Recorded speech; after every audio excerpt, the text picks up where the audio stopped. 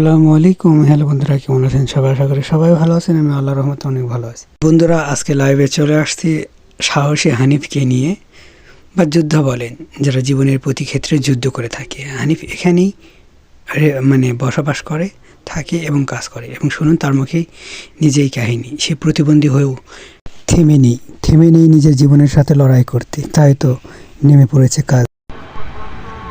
তোমার নাম কি? হানিফ। ও, হানিফ তোমার নাম? হ্যাঁ। তোমার বাবার নাম কি? মোয়াজ্জেজ সফজাল।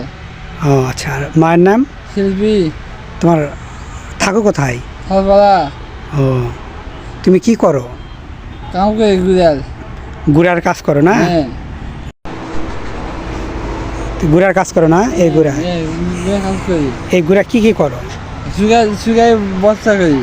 শুকাও, বস্তা করি। বস্তা করো, তাই না? হ্যাঁ। এটা প্রতিদিন করতে হয়? হ্যাঁ, প্রতিদিন। ও আচ্ছা, তোমার ফ্যামিলিতে কেউ নাই যে তুমি এর কাজ করো এই বয়সে? আছে, বাবা মা আছে। বাবা মা আছে, ভাই বোন? ভাই বোন 2 জন। ভাই বোন 2 জন আছে না? হ্যাঁ। তারাও কি কাজ করে? হ্যাঁ। ও আচ্ছা।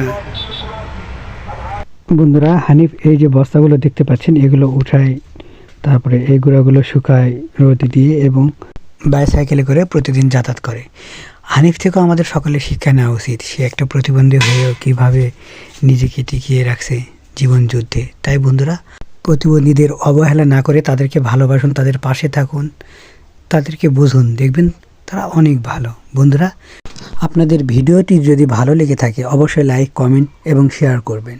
সেই সাথে সাবস্ক্রাইব করতে ভুলবেন না।